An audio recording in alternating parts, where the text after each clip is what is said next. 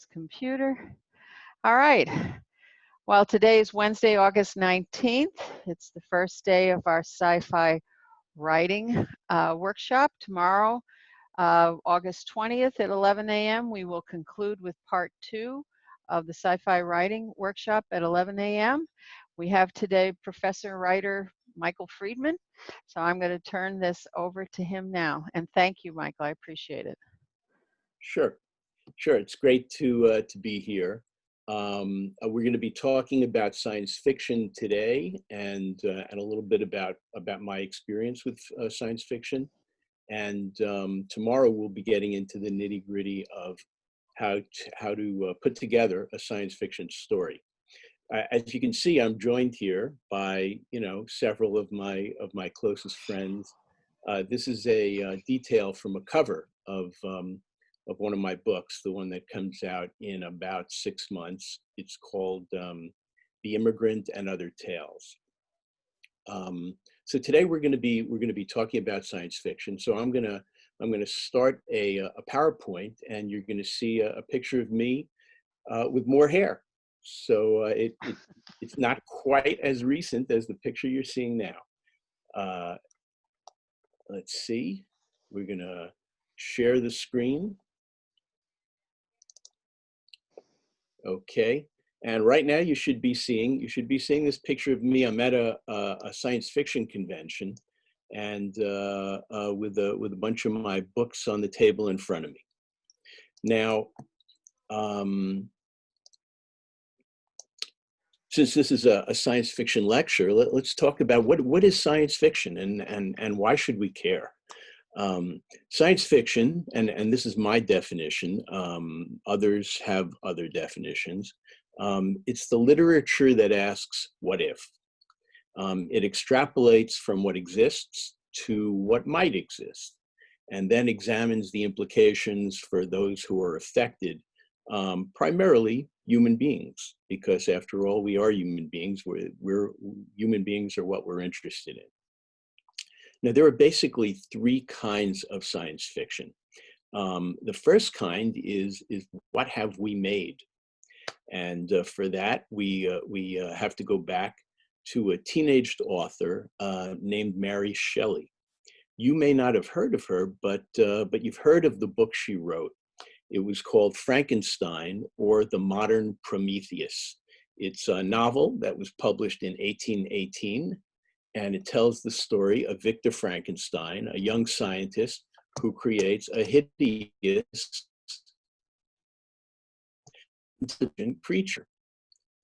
And in a fiction or scientific experiment that we never really hear much about.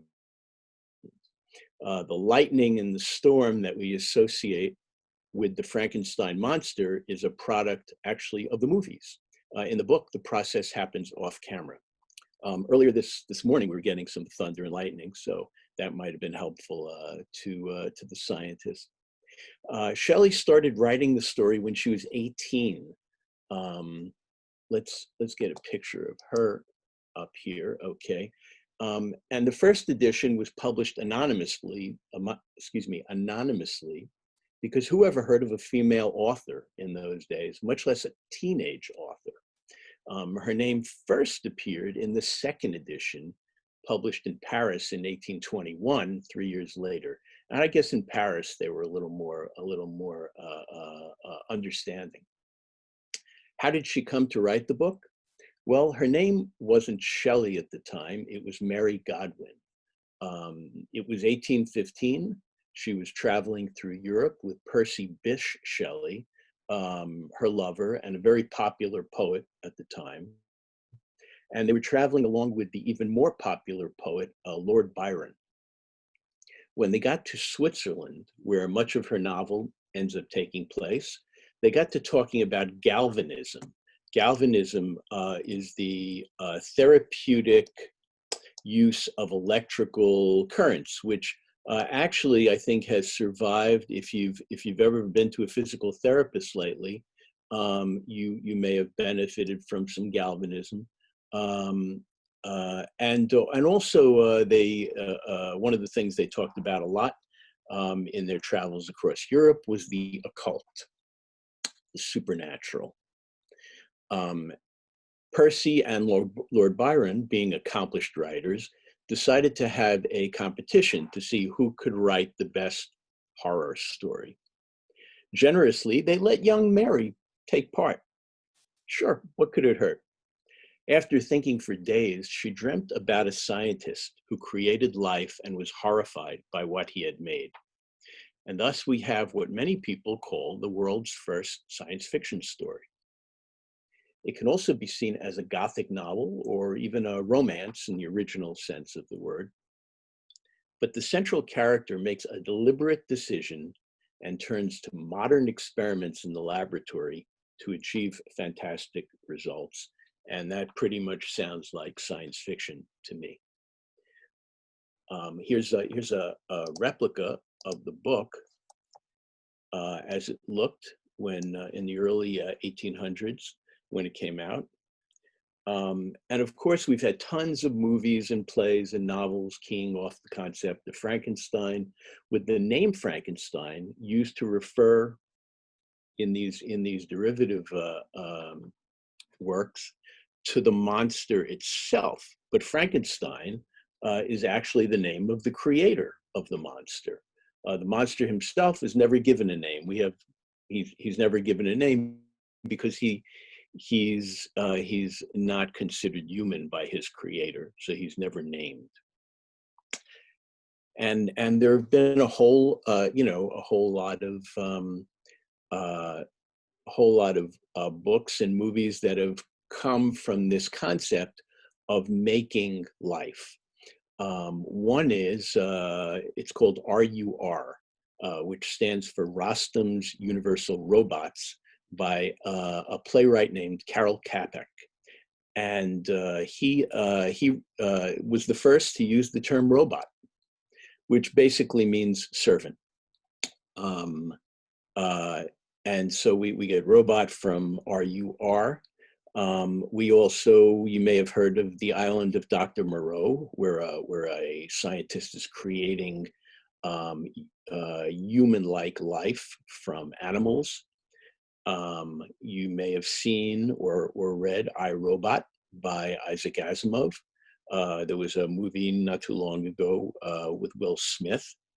There was also Blade Runner, which is about androids, and Westworld more recently, which is also about androids. And these things are all outgrowths of the Frankenstein concept. You know, what have we made? And so that's one type of science fiction that we should think about. But not everybody thinks science fiction started with Mary Shelley. If we look at a different kind of science fiction, a kind of science fiction that looks at what kind of society do we live in, for that we can go all the way back to a guy named Aristophanes. Back in 414 BC, Aristophanes was a Greek playwright, and he put on a production of a comedy, or actually really a satire that he wrote, and it was called The Birds. Not to be confused with the movie by Alfred Hitchcock, completely different. Funny enough, Aristophanes' play won second place in the competition that day. We have no record of the play that came in first, but Aristophanes' play has survived, and modern critics hailing it as a perfectly realized fantasy, remarkable for, and you know, what is it remarkable for? Its mimicry of birds, and for the gaiety of its songs. But as science fiction enthusiasts, we're looking at a slightly different characteristic. It's a departure from the author's other early plays in that it includes no direct mention of something that was very big going on at the time, and that was the Peloponnesian War. And there were also few references to Athenian politics. These were both big topics for playwrights at the time. What the play does have is many indirect references to Athenian political and social life. So that's what it was. That's what it was satirizing, and it was postulating a society that's made up of birds.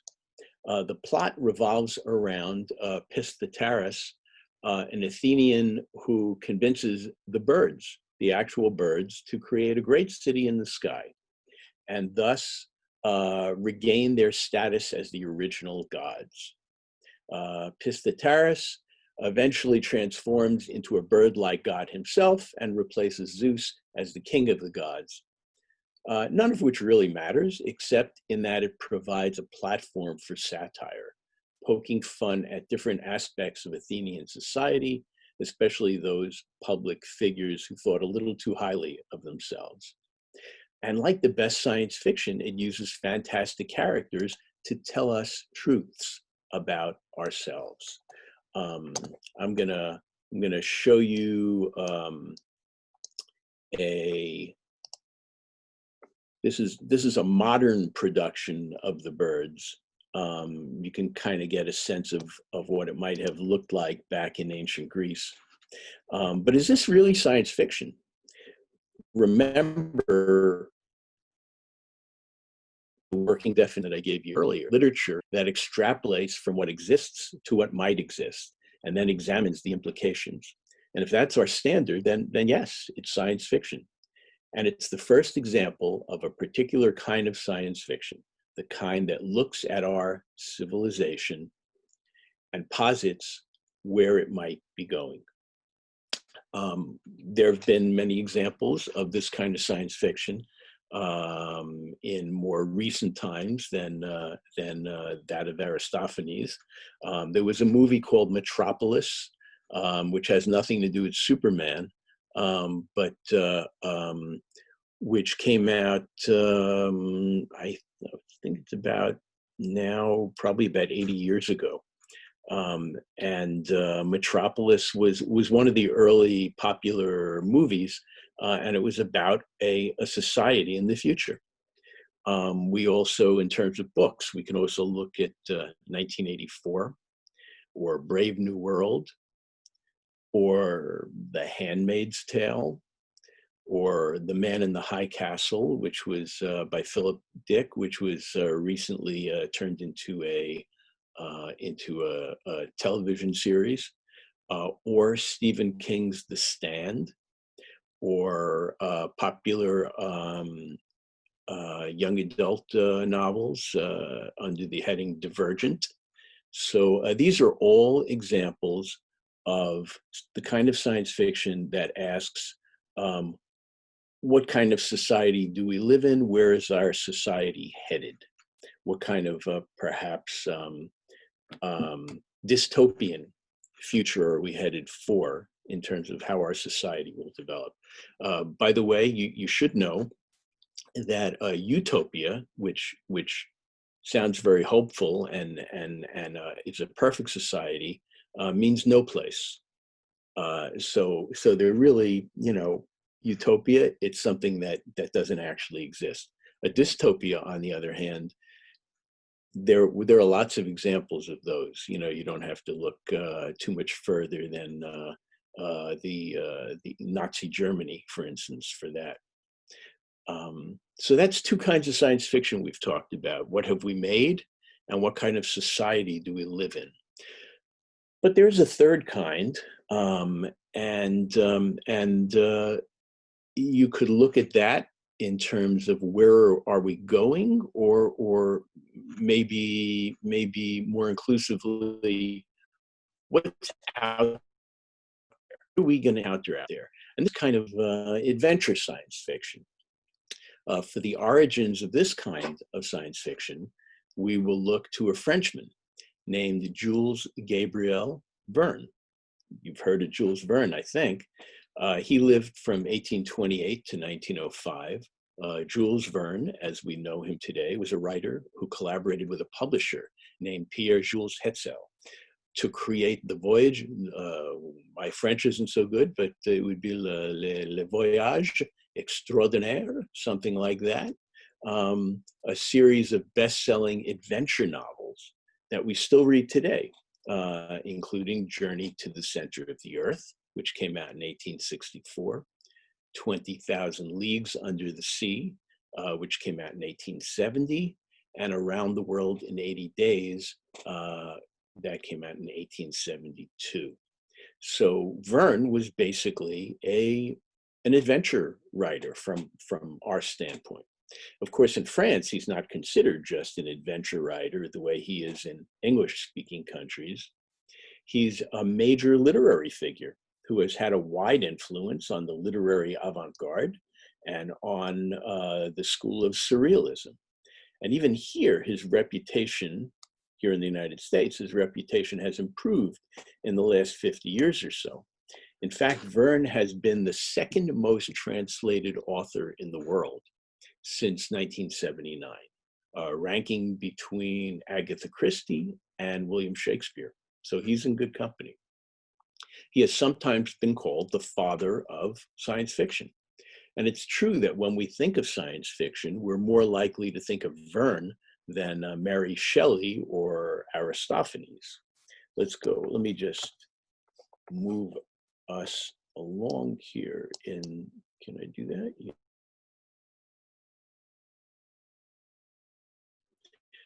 And then we also have a picture of his book, 20,000 Leagues Under the Sea. This is I believe this is the original, one of the originals. Okay. So we're more likely to think of him than Mary Shelley or Aristophanes.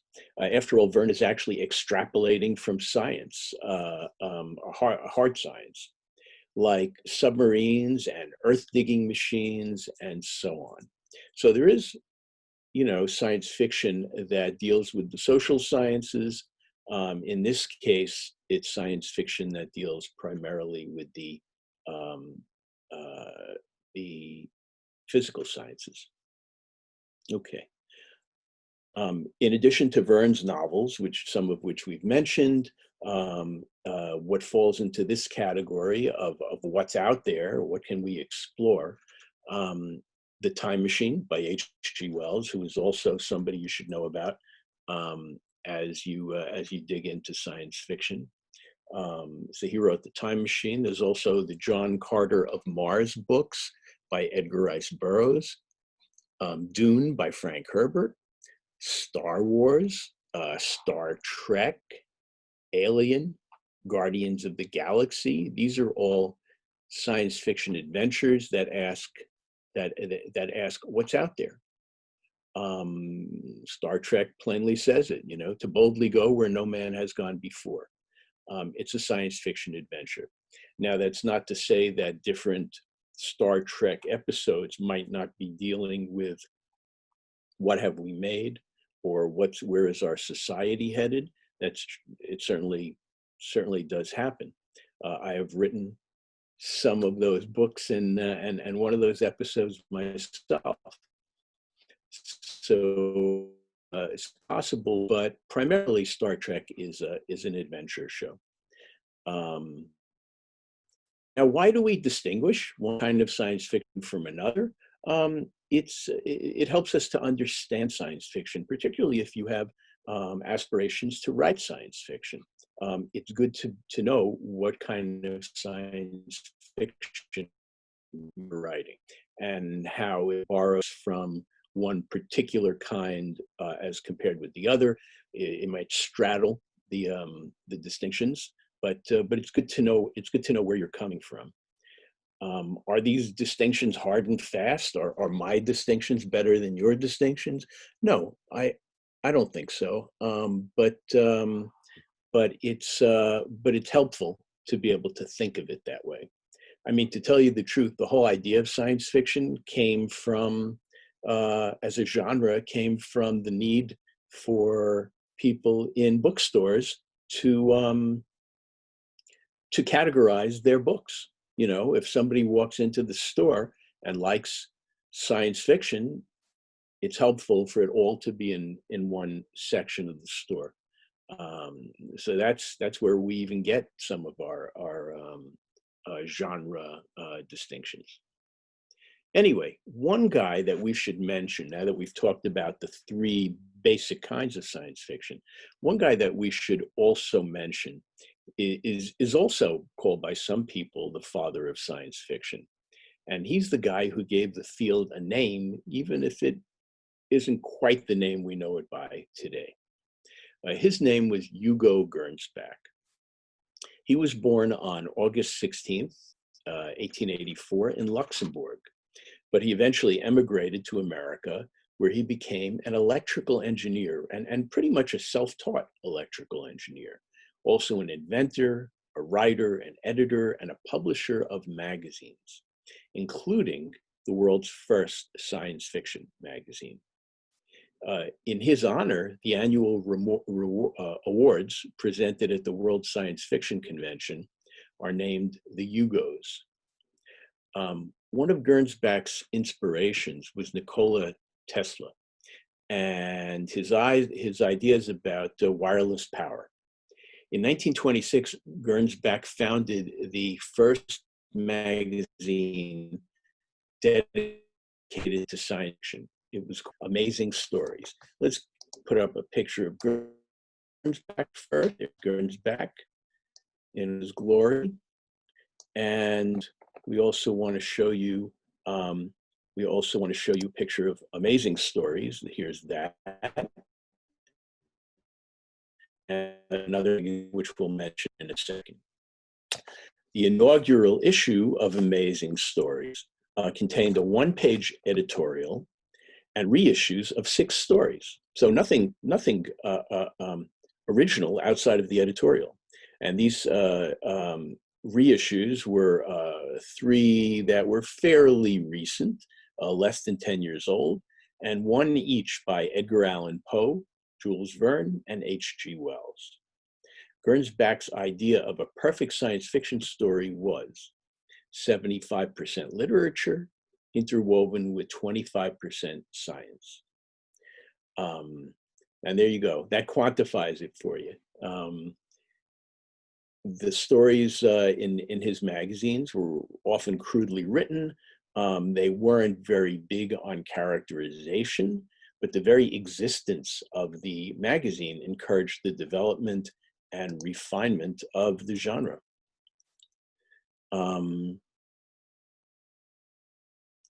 Okay, the Gernsback also played a key role in starting science fiction fandom by publishing the addresses of people who wrote letters to his magazines. That gave them a sense of inclusion that actually exists even today. Science fiction fandom is in touch with the authors of science fiction stories in a way that is seldom seen in other genres, perhaps romance, perhaps. But there are science fiction conventions where you can talk with writers, and then there are Zoom conferences like these, and these are opportunities that you don't see in many other kinds of fiction. After losing control of Amazing Stories, Gernsback founded 2 new science fiction magazines, Science Wonder Stories, which an issue of which you can see here, and Air Wonder Stories.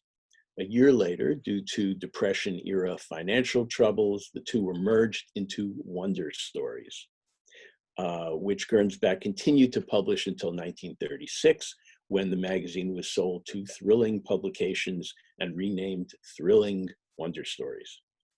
It was in Amazing Stories that Gernsback first used a term, scientifiction, which he defined as charming romance intermingled with science fact and prophetic vision. So it wasn't quite science fiction, but it was pretty close.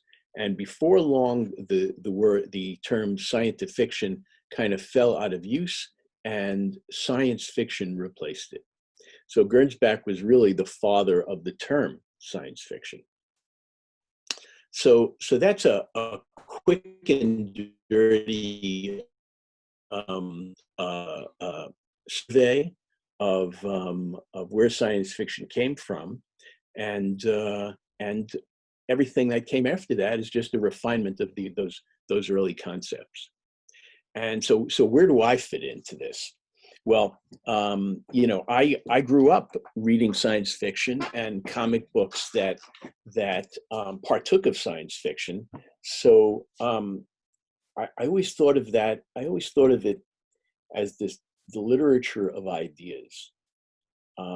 It was always so ripe with ideas for me. It was fascinating, for me as a young pup. So in the back of my head, I kind of said, I'd like to write science fiction, but I didn't know anybody who did that. I didn't. I didn't know anybody who wrote science fiction. Everybody I knew was working, in the garment district or something like that. Nobody in my neighborhood wrote science fiction. So I knew somebody did it, but I even knew some of the names. But I didn't, as much as it appealed to me, the idea of writing it, I never really thought that would happen.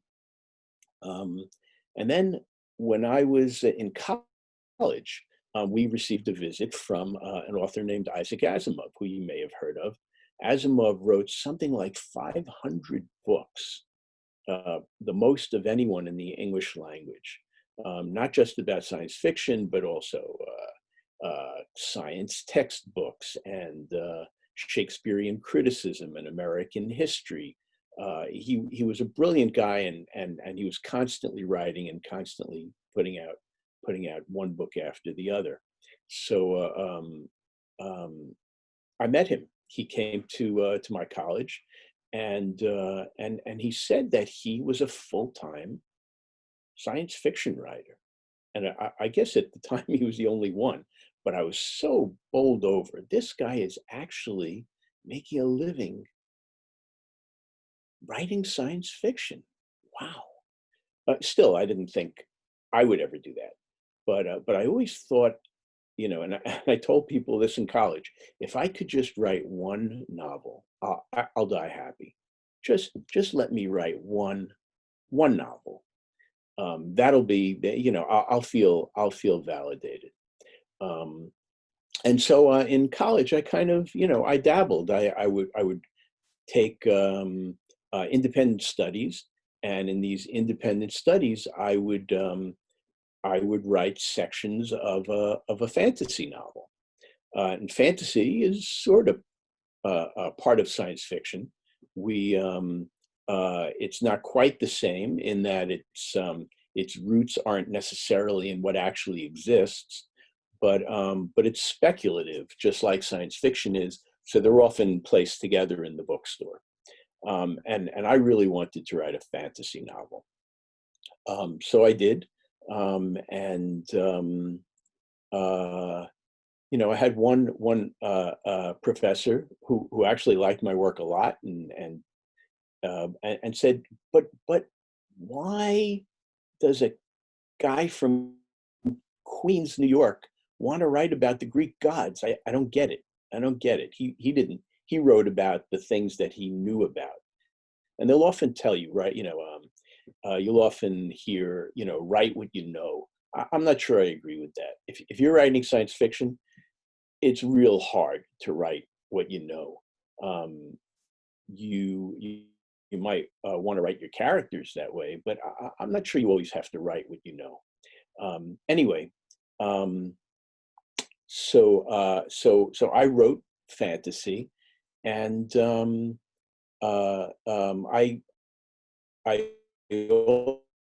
also wrote a humor column in college. And one of my fellow students who liked my humor column said to me, "Mike, when you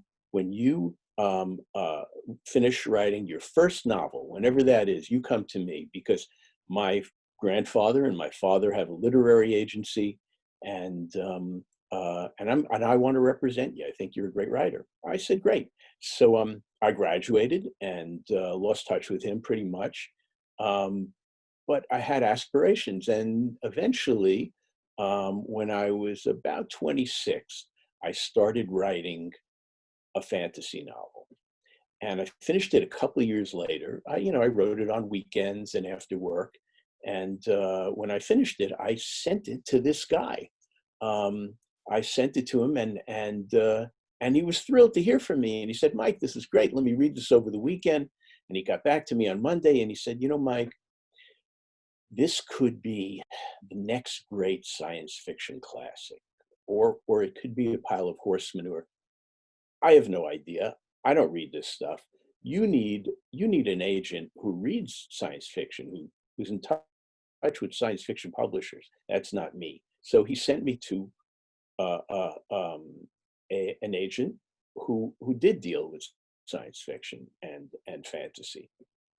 And I called the agent and I said, "I'm looking for someone to represent me because you can't get a publishing contract without an agent." And they said, "Well, we're not looking at any new writers right now." And you have to be a little pushy. So I said, "Well, don't you want the next Stephen King?" And they said, "Well, actually, we're very happy with the current Stephen King."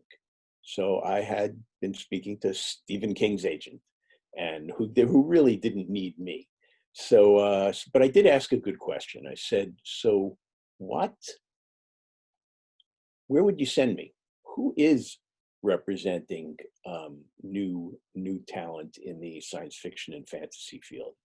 And they sent me to another agency, and at that other agency, there was a woman who specialized in science fiction. Her name was Karen Haas, and she read my manuscript, and she said, "Hey, you know what, Mike? This is good. I want you to add about 50 pages." And she told me what kind of things she wanted me to add, and I did. And a few weeks later, she sent it out, and she sent it to Warner Publishing, which had started a new imprint recently called Questar, new science fiction and fantasy imprint. And I we sent out the manuscript, and in almost no time, I heard from Karen, and she said, "Hey, Mike, this editor, T. Malley Warner, wants to buy your book." I was stunned. I was just stunned. I had gone from being a wannabe to somebody who was going to sell a book to a professional publisher. It was a huge leap. And and I walked home that day,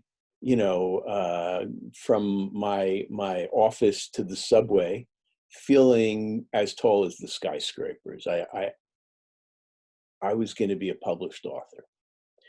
Um, and then a couple of weeks later, my agent arranged a lunch with the editor and Miss Malley, and we were sitting in an Italian restaurant, and Kathy Malley says, "So you kind of left it open a little bit at the end of the book, like for a sequel." And I said, "Yeah, I was thinking that might be a possibility." And she said, "Would you like to write one?" And I said, "Oh, yes, of course." And she said, "Can you do it in 6 months?" It had taken me 2 years to write the first book. So six months? 6 months? And I was about to say, "I don't think I can do that," when my agent kicked me under the table and almost causing me to choke on my linguine. And she said, my agent said, "Oh, Mike can do that." "Of course, absolutely. 6 months, sure." After the lunch, I said to her, "How am I going to do that?" And she said, "I don't know, but you wanted this big guy. You got to figure it out." So what I did is I actually kind of cannibalized my job. I was working for a business publication in a responsible position, and I basically went to work and wrote.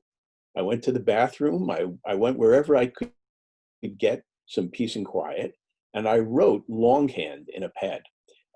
It wasn't, a few weeks later, my publisher said to me, Mike, not for nothing, but you're not doing any work around here. And I said, well, yeah. So we arranged that in a couple of weeks I would leave and continue to work. In the meantime, about that time, this book came out. This is the first book that I sold to Kathy Malley at Warner. It was called The Hammer and the Horn, and it was based on Norse mythology. The main character, Vidar, was one of the survivors of Ragnarok, the twilight of the gods, and he's kind of pulled back into the nine worlds of Norse mythology by a figure, and it goes from being the sequel at work, and eventually, after I left, not at work, now I'm sitting home writing the sequel. But it's okay because I'm an author. I'm happy. I'm doing what I wanted to do. And I did so I did The Hammer and the Horn and that sequel and yet another sequel. So we actually wound up with a trilogy. Trilogies were very popular those days because of Lord of the Rings. And I finished the trilogy, and then I finished another novel, which was also based on Northern European mythology, and I was ready for the next one. And I had some ideas, and I was talking to Warner about them. The problem was Kathy Malley had retired, and the person who took her place was not invested in me the way she had been. This is a very common thing. You become what they call an orphan, and your book becomes an orphan. And the guy who took over for her said, "You know what, Mike? You've done a pretty good job here, but we're moving on. We're going to try somebody else next. And so, see you later." And I was like, "Is that it? Is it? Is that? Is that the whole thing? That's my whole career? 4 books?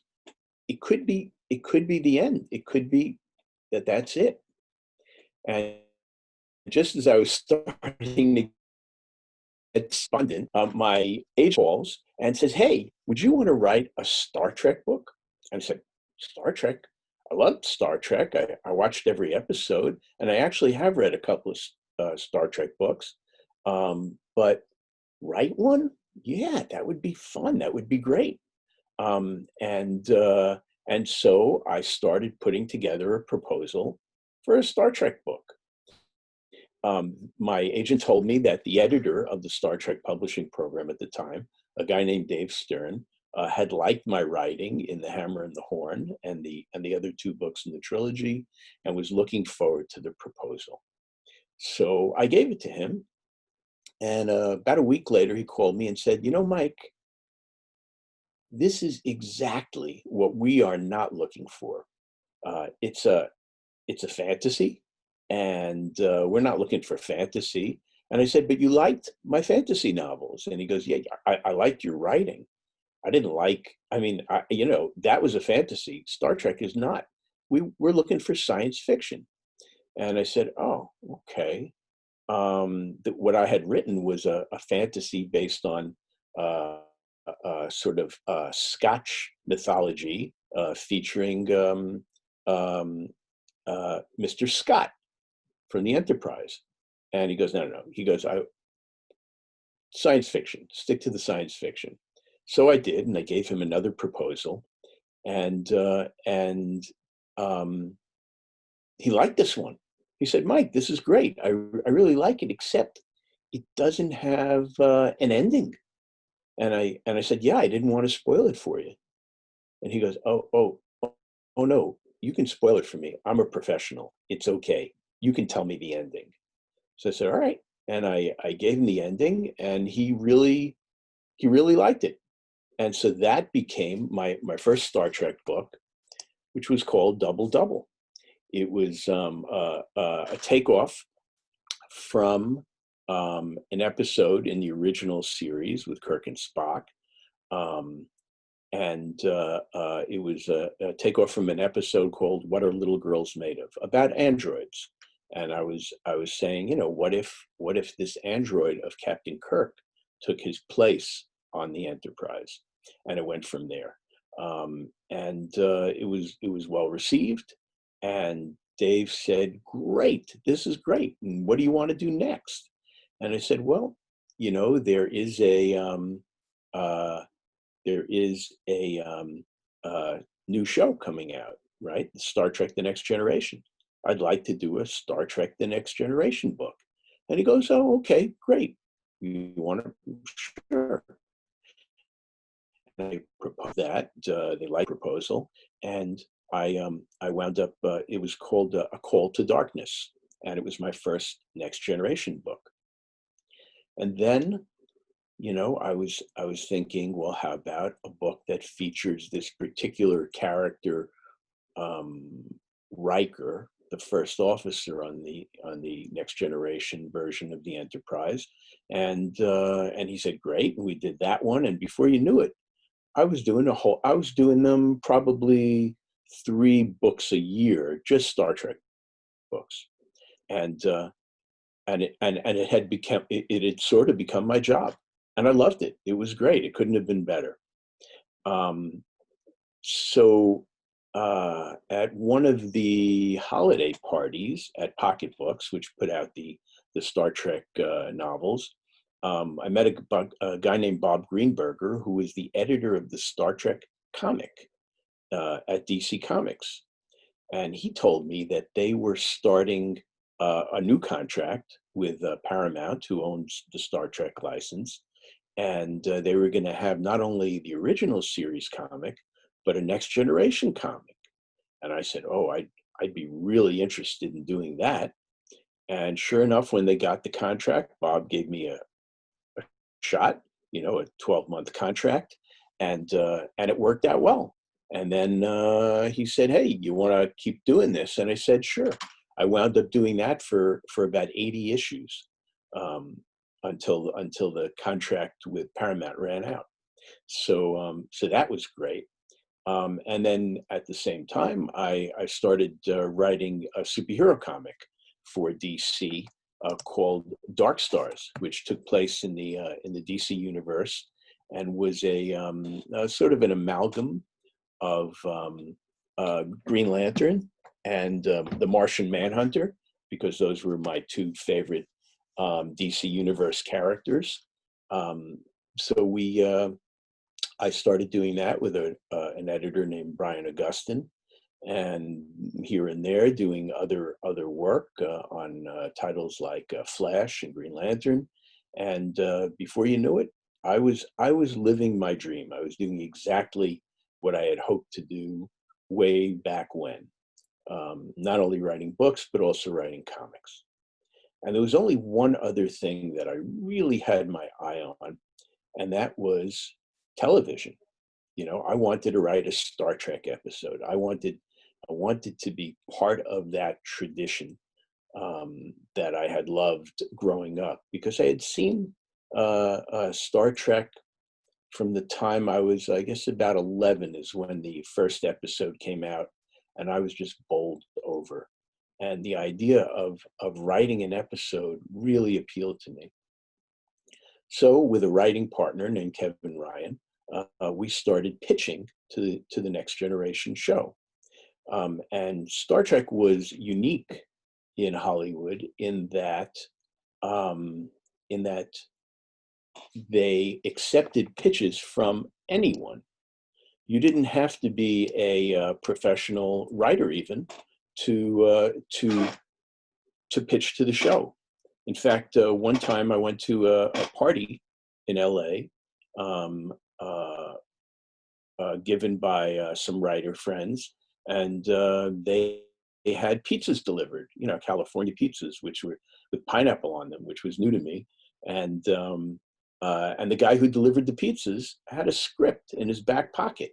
He was going to pitch to the Star Trek show too. So they accepted something like 1,000 ideas a year from just about anybody, and probably accepted about 4 of them. So everything else was written by the staff. but they had 4 slots open for outside writers. So we pitched, and uh, the response to we pitched 6 ideas. The response was, "Yeah, that's in development. That's in development. Yeah, we can't use that. We can't tell you why because we're working on something right now. And yeah, that's in development. And this other idea really is just terrible. So don't even think about that one." So we came away saying, okay, so we really came close 5 or 6 times, but as my friend Kevin said, lots of nibbles, no bites. But the nibbles are encouraging, you know. So we went on from there and we pitched to the show again and again, and then all unsuccessfully. But we were getting closer. We felt we were getting closer. Um, then we pitched to Deep Space Nine, to a guy named Ron Moore, who was one of the producers. And we came close with some of our pitches. We came very close, but not quite there. And finally, we pitched to Voyager. That was the 3rd series we were pitching to, Star Trek series. And finally, the producer that we pitched to, a wonderful woman named uh, Jerry Taylor. Jerry said, "There's this one idea that you have. I really like it." The writing staff, and we said, "Absolutely." And she said, "I'll get back to you tomorrow about noon." So she calls us, and we're eager to hear, and but also dreading hearing what she's got to tell us. And she says, "You know what, boys? We're going to be producing your idea. We're going to create an episode based on your story idea." And I said, "That's amazing." And she says, "But I have to tell you, you know, this morning we heard a pitch that was substantially like yours, believe it or not. And if you had pitched this afternoon instead of yesterday, we would have had to take the other pitch and not yours." That's how crazy the pitching procedure was. Um, as I said, 1,000 ideas for you to hit on one they're not using, and to be the first one with it. Very, very, very lucky. Not just talent. You need a lot of luck for that to happen. So we were lucky, and they produced the episode, and it was called Resistance. Um, the concept was Janeway plays Dulcinea. Dulcinea was a character in Don Quixote, and she plays Dulcinea to a deluded revolutionary, essentially to Don Quixote. And uh, we had in mind a guy named Brian Dennehy, who was a big kind of burly actor as the self-deluded revolutionary. Um, and their idea was Joel Grey, who I knew as an actor, but didn't think he could do the part. Well, it turns out they were brilliant and we were wrong, and he did an amazing job of portraying this deluded revolutionary. He was absolutely amazing, and it was a brilliant choice. So that was our pitch made real, and Resistance aired. It was a first season episode late in the first season, and our names are now indelibly etched into the Star Trek television tradition. So quite a wonderful experience. And by the way, a lot of times people have interactions with television production and movie production in LA, and they come away saying, "Oh my God, what a horrible experience! They took my baby, they mangled it. It's unrecognizable, and I wish I had never gotten involved with it." In this case, it was quite the opposite. Um, Jerry Taylor and her writing staff were inclusive. They invited us to see what they were doing at every stage. Every time there was a rewrite of the script, they sent it to us. It was actually a tremendous experience, and I wish everybody could have an experience like that in screenwriting. Um, and so I ended up writing probably 80 books or so for major publishers. And then about 10 years ago, it occurred to me when Borders closed, Borders, of course, being a big retail book chain, when Borders closed, it occurred to me that, you know, it occurred to me that we were in danger as writers of losing contact with our readers. Things had changed in terms of technology. It was the means of production were no longer exclusive to established publishers. The means of distribution were no longer the province of traditional publishers. There was very little that publishers could do for us that we couldn't do ourselves. And so I started bending people's ears about this and saying we need to do something on our own. We need a publishing venture of our own so that we can preserve this bond with the reader where the magic is. And in the event that publishers and retailers go away, we can still preserve that bond. So I started with a number of other writers, something called Crazy Eight Press.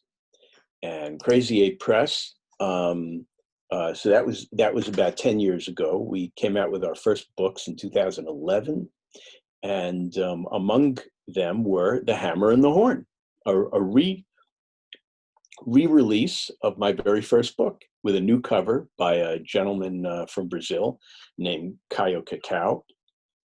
And The Hammer and the Horn and the other two books in the trilogy were re-released. I've since done a number of other novels and short story collections with Crazy Eight. And here you can see this is the book I published just a few days ago. It's the third book in a short story collection called Pangea. The idea being that there's a version of our world where mankind grew up on a single supercontinent like Pangea and not on disparate continents. So very different from our world, and yet in a lot of ways very similar. And I enlisted about 15 other writers for each of the different volumes of Pangea, including some very distinguished writers, some newer writers, and the mix was, very, very interesting, very provocative, and they're certainly worth reading. And of course, there are several other writers involved with Crazy Eight, and each one of them is writing the kind of book they would like to read. These books that they're coming out with and that I'm coming out with are our most authentic visions, not what we might write so that we can get a publisher to embrace them, but the kind of thing that we would want to read, and we believe also our readers would want to read. So we don't have the same numbers that we had when we were writing for traditional publishers, but then again, we don't have to because the profit margin for us is much different. So if you are an aspiring writer, this is the kind of thing that you might want to consider, not necessarily Crazy Eight itself, but coming up with your own independent press to distribute your work. It's now possible. It wasn't when I started out, but it is certainly possible now. And that's the arc, I guess you'd say, of my career. I'm still very much involved in coming out with new books. Every 4 to 6 months, I come out with another book. The one that you see, I'm going to stop sharing here. And the one that you see behind me is my most recent one, The Immigrant and Other Tales, several short stories. And this is a detail from the cover. So I guess I see Brad is with us. Hey, Brad, good to see you. Is there, I wonder, should we go to questions now, or should I just, I think maybe I'll just pose the, yes? I think what we'll do is, this was fantastic, and I might have misrepresented it because I couldn't write an article. There was no article I could write. So I'm going to be busy emailing, but I'm going to stop recording now and we'll talk.